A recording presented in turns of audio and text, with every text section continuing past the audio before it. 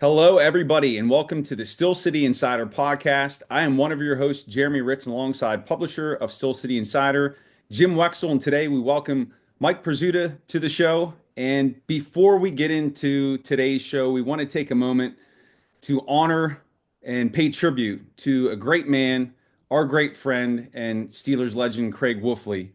And it's a sad moment, not just for the Steelers organization, but for the city of Pittsburgh. And Wolf was a big part of the Still City Insider. And Jim, I know that you were working with him recently on his book. So let's start with you. What are some of your great memories of Wolf? Well, I'll just talk about the book because, I mean, we could go on and on about what a friend Wolf was, what a gigantic heart.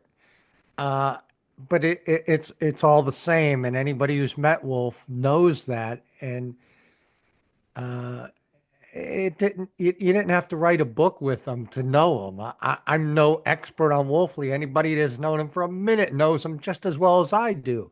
Huge heart, genuine, generous, compassionate, loving. He was pure love. I mean,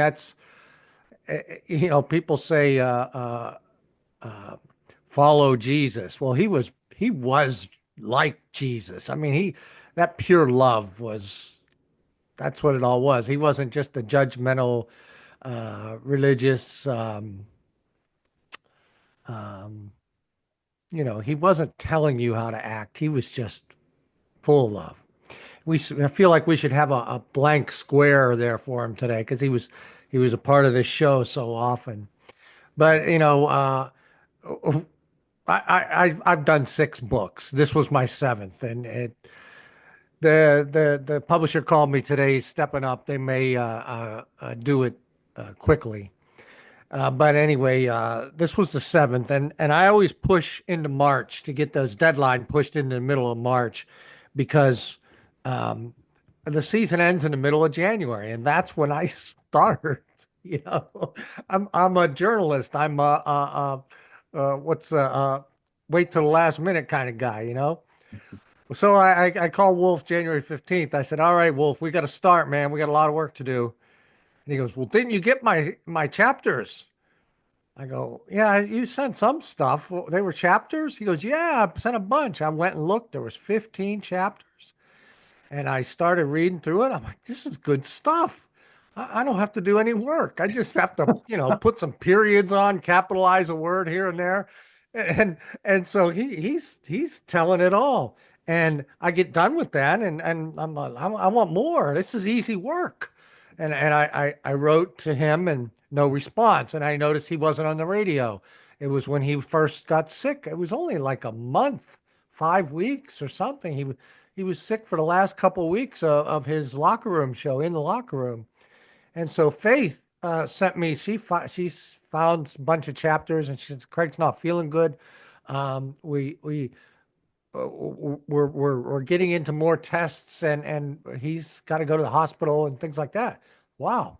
And he kept planning to come back to work. He didn't think it was that big of a deal. And meanwhile, Faith sends me 15 more chapters. We've got a whole book here. So I finish all that, and then I read through it again. And Wolf, then Faith found out what was wrong. He had cancer, and then they said it responds well to chemo, and they're going to start right away. And they started, and his enzymes or something were bad, and they had to stop. And then they just restarted him again last week, and everything was encouraging. And Faith was excited, and she wrote to me and said he's really responding. They've opened this window. He got into the window. It's shady side. They moved him, and he's responding very well. And then he didn't respond very well. And then it was Monday that we found out, Monday morning. But the book had been put off 9 to 10 months, and I just got a note from the publisher. It says they want to reconsider, but they want to make sure that it's okay with Craig's family and Faith, his widow, and so and that's where we stand. I'll be talking to them tomorrow, and I hope I don't have to bother Faith with this stuff. You know, business stuff is not what I want to talk to Faith about. Anyhow, Mike, you knew him just as well. What are your fond memories? I thought you hit the nail on the head when, if you talked to him for a minute, you knew who he was and what he was all about, because he was that genuine. I don't think he had uh, any false pretense in his being. He was always happy, always excited, and the only thing I could add, you were pretty complete in that tribute, Jim. But I know he's known for his humor and, kind of inventing words or figuring out colorful ways to highlight a play on a broadcast. But I'm here to tell you, this guy knew his football inside and out, and he was a technician and a tactician. And I don't know, maybe you guys got into some of that in the book, but his ability to see things instantaneously without looking at a replay and just tell you what happened. And then you look at the replay and it was, yeah, son of a gun, that did happen. I had no idea. But, it's just impossible to get past the humor because it was so, again, genuine and so damn funny. We had Rob King on the DVE Morning Show today, and Rob was talking about not only doing the Steeler games with Wolf this past year, but they did high school games for a long time. And Rob said Wolf would crack him up 2 or 3 times a game. He'd just say something, and King was supposed to go on, and he couldn't go on. He'd have to reach for the cough button or cover the mic because he was, chuckling, if not guffawing. I sat next to him on planes. I did shows with him in bars. I was on his show. He was on my show. Shows at camp. Times at just quiet times at camp or in a hotel, and he was always the same. And it's funny, Jim. I've talked to a lot of people about him in the wake of his passing, and nobody has a different story because everybody really did know him because he was so juiced about life. He wanted you to be as happy as he was. He wanted you to come along for the ride. Yeah. My last book came out and Wolf really liked it. So I said, "Hey, Wolf, why don't you come with me? I have to give a talk. It's down in Squirrel Hill at a bookstore. I'm not expecting a big crowd, but they asked me to ask you so we could get a bigger crowd." And they told me, sales have tripled since we announced Wolf was coming, and we showed up and there were 5 people there. So you can imagine the number that was there to see me by myself. My mom, maybe, And so there were 5 people, but Wolf, he came all the way down to Squirrel Hill. It was like 6 o'clock, so he beat traffic to get there. And he lives in the South Hills, And so he came all the way and he was all excited to. I saw a band one time play for 5 people under a tent in Cleveland, a really good band, North Mississippi All Stars. And they rocked, and all 5 of us danced all night long. And I asked him after the show, "Were you disappointed? Only 5?" He goes, "No, I just love to play." Well, that was Wolf. He just wanted to talk football, and he wanted those 5 people to go away all excited. So somebody said something about um, left tackle. And I turned just to start our little talk. We were seated at a table, and I turned to Wolf. I said, "See that? They're always starting with the tackles. It's always about the tackles, isn't it?" And he went on. He must have went 5-10 minutes about how Alan Faneca once played tackle and said it was easier than playing guard, and us guards in a phone booth, and on and on and on and on and on, because he wanted to stretch it out. He wanted to entertain these 5 people. And we're all looking at him. And, and I said, left tackle. And he goes, he realized we were there to talk about my book. And "Oh, I'm sorry. I just got carried away." And so, but he signed the autographs for the 5 people, and they were overjoyed to hear Wolf's stories. And it was so, he was, he did it all for 5 people and for me to come help me pitch a book on a Tuesday night in Squirrel Hill. Yeah. Wow. Gonna miss that guy. Yeah, well, we definitely will miss Wolf here on the podcast. His spirit will always be with us here on the show, and our love, thoughts, and prayers go out to the Wolfley family, and a great man, that's for sure. That's for sure. And shifting gears here, we are now in free agency, and let's get into Steelers football. The Steelers have been very active here, a lot of moves, and the biggest move has been the trade for DK Metcalf, a wide receiver who's instantly going to upgrade the position. There's still no quarterback to throw to him yet, but this move paired along with Pickens really creates a formidable duo. I guess on paper it does. I'm not counting on those guys playing together because I think when you say formidable duo, another way to say it might be they're going to kill each other fighting over who's the number one and who's going to get the ball and who's going to score the touchdowns. And I think they're in a tough spot, guys, with George Pickens because his contract is up at the end of this year. And clearly now, I know they're doing things a lot differently in the last 5 or so years, dating back to the Minka trade. They don't do things exactly the way they used to and did so for a long time, but they're not paying two wide receivers huge money. And so George Pickens is going to be the odd man out. And if he's going to be the odd man out, if I'm them, I'm not taking a chance on him melting down another 3 or 4 times in the regular season. I trade him. I think I can get at least a second-round pick for him and get back what they had to send to Seattle for Metcalf. And now you're back where you were. You have a really good wide receiver, but you know you have him for the next 5 years, and you have high picks to go attack your other needs. Mike, I've been listening to your DVE Morning Show. My schedules have changed for two different reasons, and I'm up, and I definitely catch your 6:30 all the time. But and I've told you this, Mike, and I just want to say this to the listeners: this is the best show in Pittsburgh. It's the best show because I'm a big sports fan, but it is the best show in sports show in Pittsburgh.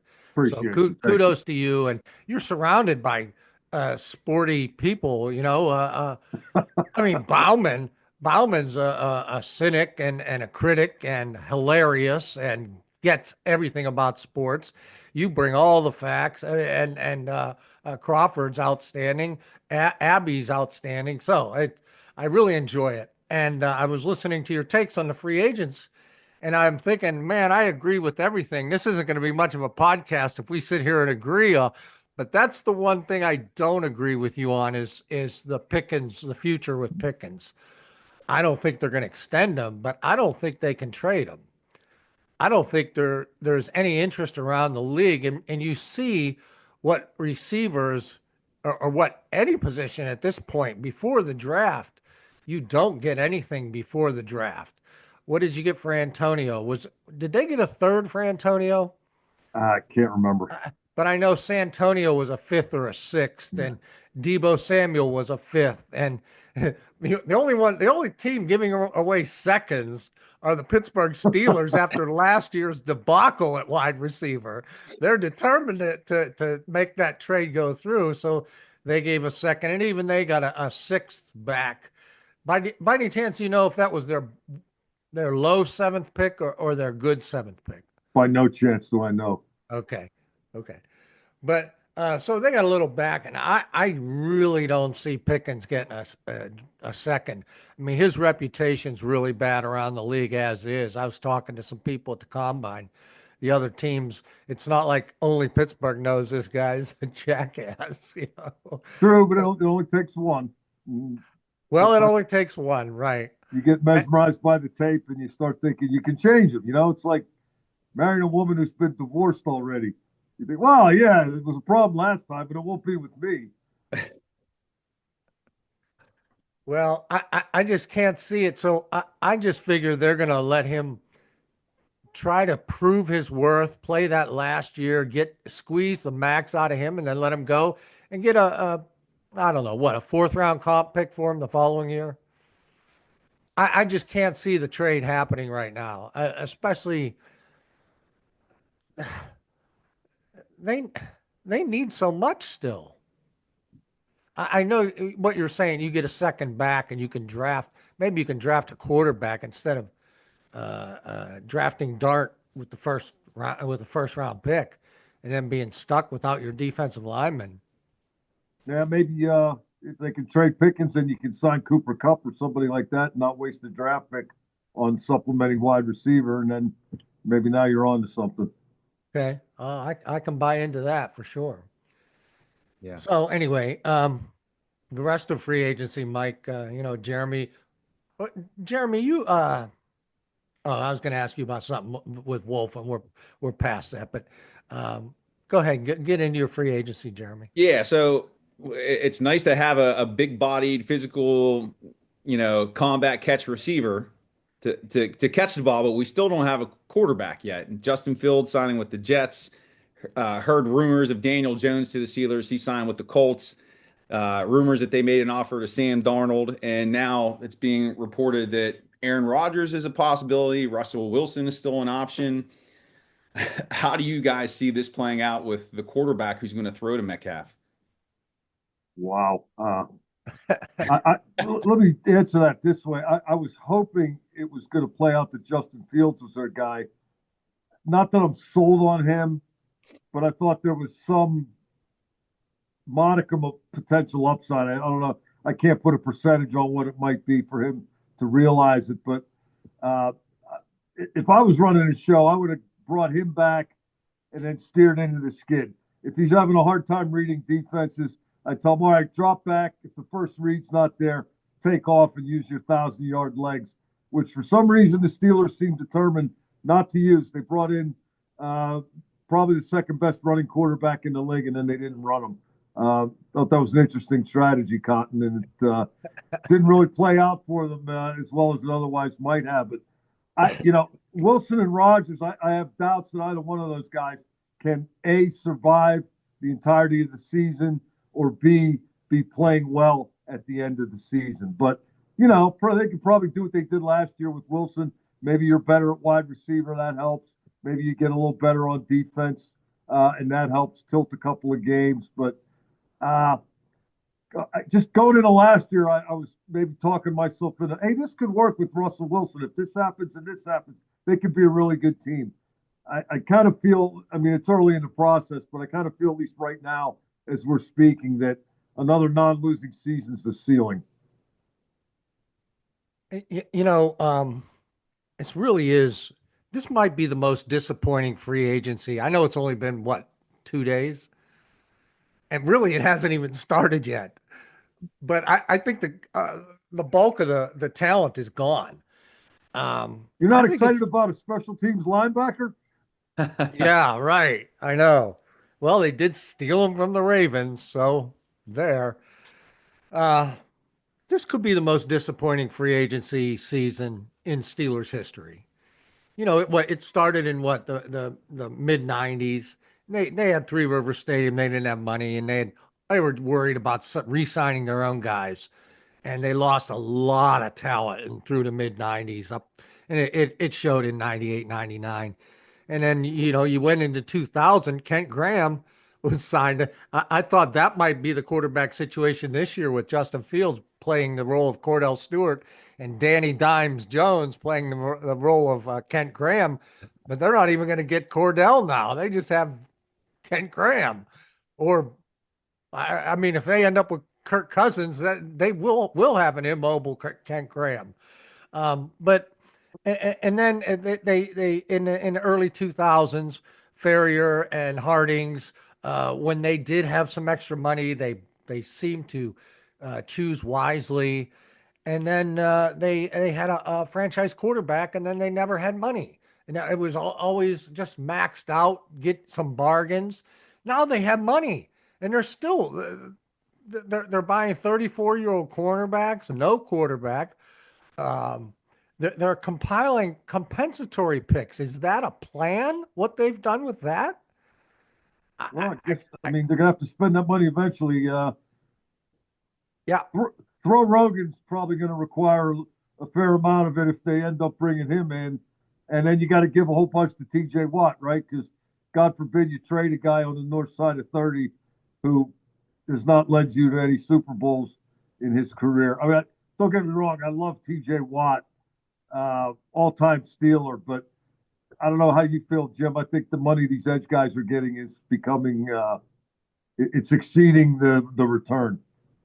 You know, we had a column written that suggested they trade TJ, and I was in that camp. But reading the replies about how his intensity and his the way he attacks the offseason, the things that he can teach young players just by example, needs to be around, and I agree. And for that reason, I would keep him for all those intangibles. And for the fact, I mean, it's not like how old is Cam? He's not that old. No, he's not that old. Yeah. So they could put together something in 4 or 5 years, something real, and he could be there and be a part of that. But if you're going to keep him, I suggest Omar, Mike Tomlin, Art Rooney, they go explain their quarterbacking strategy to TJ. Explain this free agency strategy to him. You've kept him for this fiery intangibles.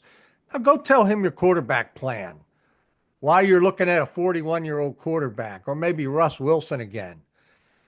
They're in a real bad situation with the quarterback. I don't know, Jim. It was TJ, Cam, and Minka were the guys who recruited Russell Wilson.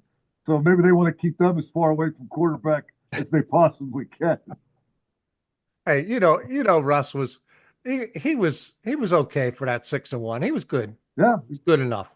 7 wonderful games in a 17-game season. Yeah. Yep. It's all right though, because this is all going to be, as the great Bill Cowher would say, a mute point when they go draft Jackson Dart. Well, you know, I don't have a problem with that, but now you don't have a second rounder. I like Jackson Dart as much as you do, Mike.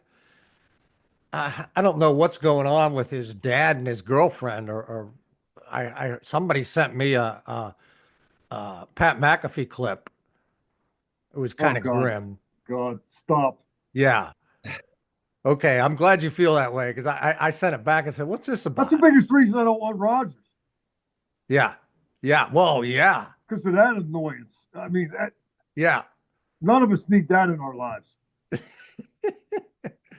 So, okay. So Jackson Dart, yeah, but now you have no second round pick. A third round pick is your running back? Or your defense? Could you trade down and still get Jackson Dart? I really don't think he's going to last till 21. Really? I don't. Huh. Interesting. So the answer would be no on the trade down thing then. Hey, Shedeur Sanders might be more likely to draft than Jackson Dart. How are you prepared for that show? Maybe they could get Shedeur to back up Aaron, and our lives can be spent with Dion and the Pat McAfee show. No. I remember people in town. I remember people in town thought Joey Porter Sr. was going to be a problem when they drafted his son. Oh my God, the Dion thing's just as bad to me. He's going to be like Jerry Jones. He's going to be having his own press conference. Yeah. After the games. Yeah. To tell everybody how to coach Scrooge Jr. Yeah. Yeah. That would be a debacle for certain.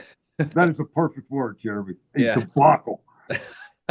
So, Jeremy, do you think I'm too down on Mike doesn't seem as down on this situation as I am. Oh, I'm very down on it. I'm very down on it. Yeah.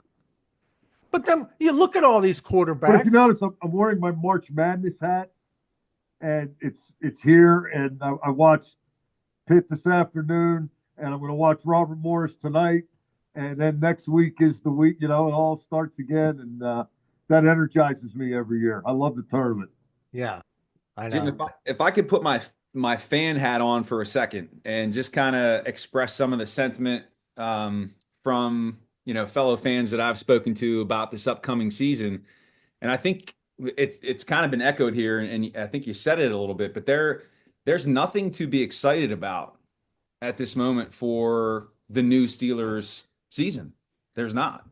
And the signing of Metcalf, sure, that's going to upgrade that position, but there's nothing that says that this team is going to compete. I mean, at best, 10-7, one and done in the postseason, but that's, I think fans are frustrated and tired of it. There's nothing, there's no move, and it doesn't appear that there's no trade, there's no draft pick that can give us that hope of, hey, we have a shot next year. It just seems like that this is going to be, I don't want to call it a lost season, but that's what comes to mind when I think about it in the future. Well, if they do bring in Jackson Dart, that's interesting. And what better than a savvy veteran to teach young Jackson? Are Aaron Rodgers or Russell Wilson, are they mentor types? Russell is. Rodgers, I believe, is not. Yeah. Well, I don't know that for a fact. But, yeah, I thought Russ handled himself great. I mean, I have no problem with how he attacked it and how he prepared and the work he put into it. He just, by the end of the season, he couldn't run away anymore. Yeah. Yep. So is it, who is it for you, I don't know Mike? how much mentoring Rodgers will do when he's in Dubai during mandatory veteran minicamp and when he shows up on September the 1st instead of July 28th because he doesn't like Latrobe because people get vaccinated there. I don't know, I'm not – I don't know if Aaron's a mentor or not, Jim, but I wouldn't count on it. So I'm going to mark you down for Russell Wilson. That's who you – over those two? If those two are my choices? Are there any other choices? Well, your boy Kirk Cousins. What about Kirk? It's just more of the same. They got – I mean, I think with losing Fields, I was starting to think about Jackson Dart pretty seriously when I still thought Fields would be the guy.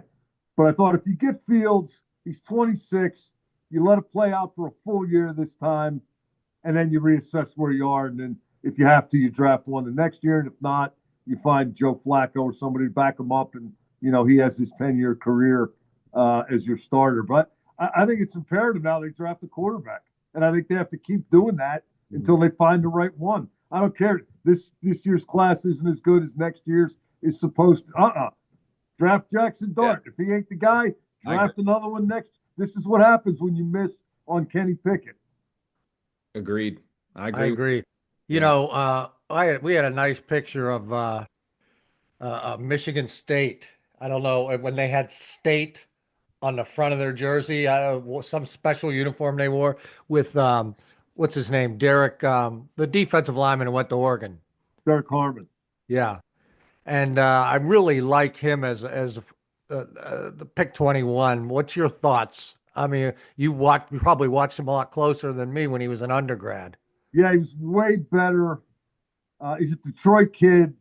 His mom, I think, suffered a stroke right when he got to college, and he was having some issues off the field with that. He was heavier.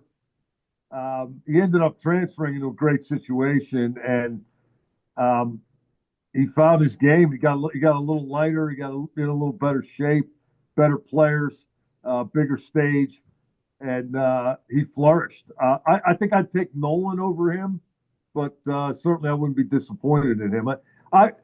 I think we're thinking the same thing. Taking Jackson Dart out of the equation for a minute, I was thinking D-line, then receiver. Yeah. Because I think the real top end at D-line, there's less of that than there is at wide receiver.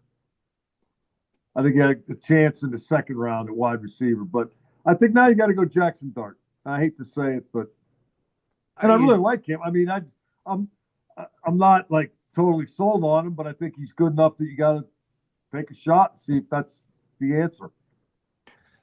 I will say this.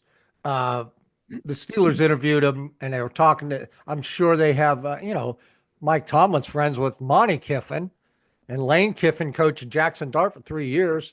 So, he coached him at USC too, didn't he? Or did he recruit him? I heard an interview that Dart gave, I believe it was during the Senior Bowl, and he talked about how people have a misconception about Mississippi football. And he said to play quarterback there requires great detail. And he talked about Lane Kiffin's background and Charlie Weiss's background And Joe Judge Joe Judge wasn't a great NFL head coach, but he was in the damn NFL as a head coach. He's got something on the ball. And Jackson Dart thinks he is ahead of the game from the neck up. And Okay. Charlie Weiss thinks he is a culture-changing leader and a motivator. And all. I think he's oozing intangibles. Just got to get him to stop throwing picks and taking sacks. Okay. Well, those are the things I didn't know, and that's what the Steelers will know, and with their interviews, and they put him at the chalkboard, and they can figure that out what he knows. And I almost value that because maybe he knows more than they would teach him. Yeah, I'm not willing to go there. I'm going to give Arthur Smith another It was a year. little cheap shot, but it was a good one, right? What's It was a cheap shot, but it was a good one, right? Yeah, I know. It was. It was. But no, how sophisticated do you have to be to play action boot to the tight end? I'd like to see him get a guy like Dart, maybe spread it out a little bit, create some space, see what you can do down the field a little bit more. But, that depends on protection and whether or not the quarterback can see over the protection. Yeah. But, that's what this free agency is driving home, that they have no quarterback and they can't go through this again next year. Hmm. They gotta find a quarterback. They gotta keep throwing darts, right? Like what you did there, Jim. I don't even think I tried. Nice. Bullseye. Nice. So That's something Wolf would have come up with. Yeah. Well, to bring this home here, I know you mentioned the special teams linebacker Malik Harrison from Baltimore, but any comments on Darius Slay, the corner coming here from Philly, or Najee's leaving for the Chargers? I know Jim's probably really broken up about that. Any takes on those moves? I've said enough about Najee. About the corner, he was still playing well in the Super Bowl, man. But he's 34. I need him, Jim. I think they need him for 3/4 of this year. And they got Corey Trice Jr. just about coached up and ready to go. They could just keep that kid healthy.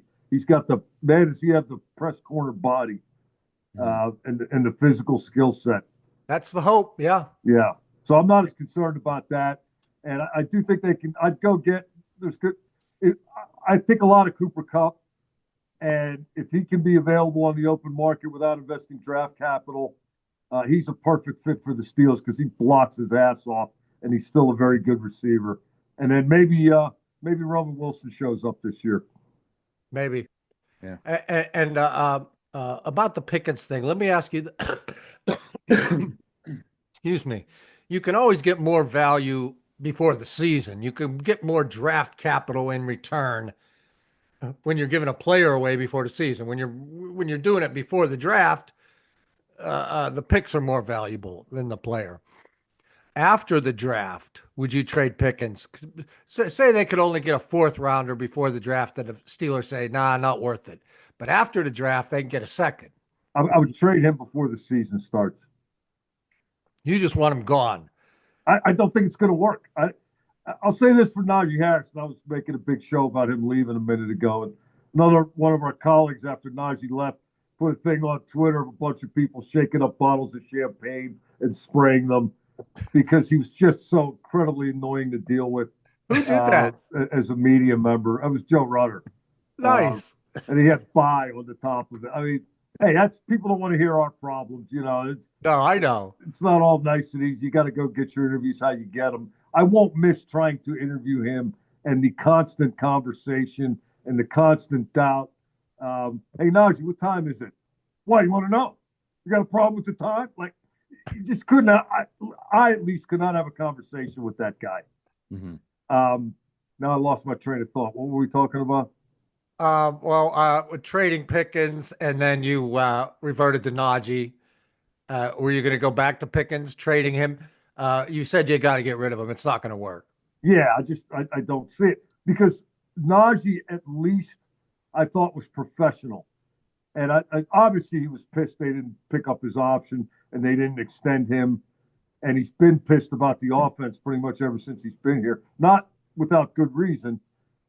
He at least practiced the same and worked the same and competed the same.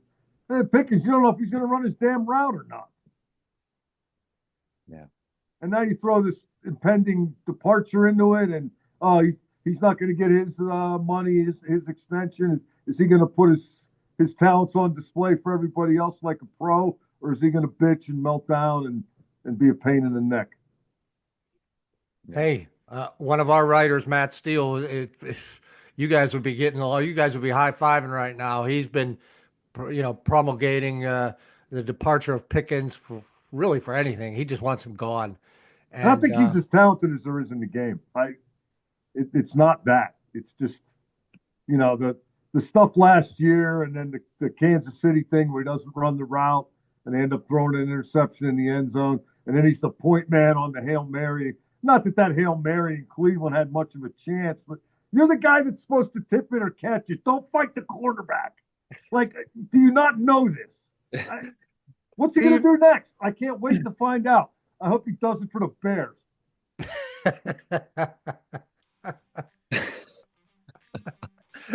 You're not laughing, Mike. You're like... A little aggravated now, to be honest with you, thinking about him. Well, that's because tip-off Robert Morris just tipped it off, and you're missing it. I'm taping it. You guys come first. Well, I think that's a good segue to tie a bow on this one. We covered quite a lot. Again, the Steelers have been active, but there's still lots of moves here to be made. Gentlemen, anything before we wrap up this episode?